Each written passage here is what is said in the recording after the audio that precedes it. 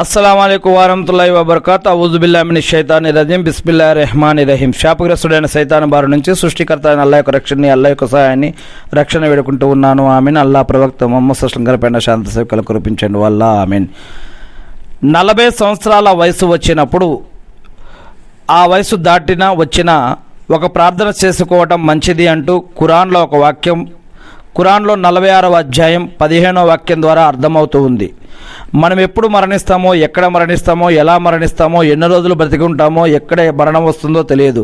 పుట్టిన ప్రతి ఒక్క ప్రాణి మరణించక తప్పదు. కానీ మరి అల్లాహ్ సుబ్హానహు వ తఆలా ఒక వాక్యం ప్రవక్త ముహమ్మద్ సల్లల్లాహు అలైహి వసల్లం గారి ద్వారా వహీ రూపంలో ఖురాన్ ద్వారా మనకి ఒక వాక్యాన్ని జీవన మరియు ఆరాధన పద్ధతుల్లో భాగంగా తెలియజేస్తూ ఉన్నారు. ఆ వాక్యం ఏమిటి అంటే 15వ వాక్యం 46వ సూరా అల్ అహ్కాఫ్లోని మేము మనిషికి తన తల్లిదండ్రుల ఎడల ఉత్తమ రీతిలో వ్యవహరించవలసినదిగా తాకీదు చేశాము.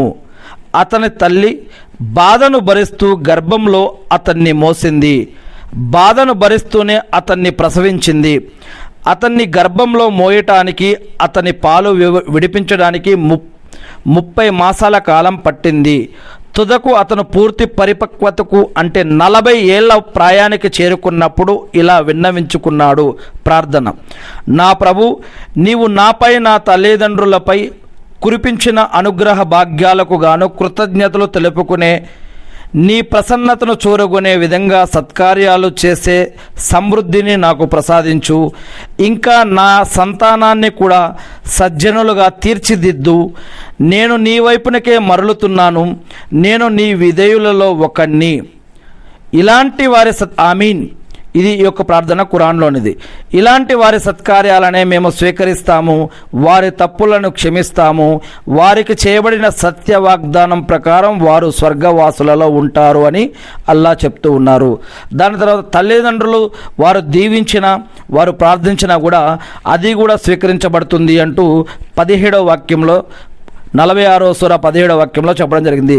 తల్లిదండ్రులు తిట్టినా లేదా దీవించినా లేదా ప్రార్థించినా కూడా తల్లిదండ్రులు చేసే ప్రార్థన స్వీకరించబడుతుంది అంటూ, మరియు పిల్లలు తల్లిదండ్రుల కోసం, తల్లిదండ్రులు పిల్లల కోసం చేసే ప్రార్థనలు స్వీకరించబడతాయి అని 46వ సూరాలోని 15, 16, 17 వాక్యాలలో తెలియజేయడం జరుగుతుంది.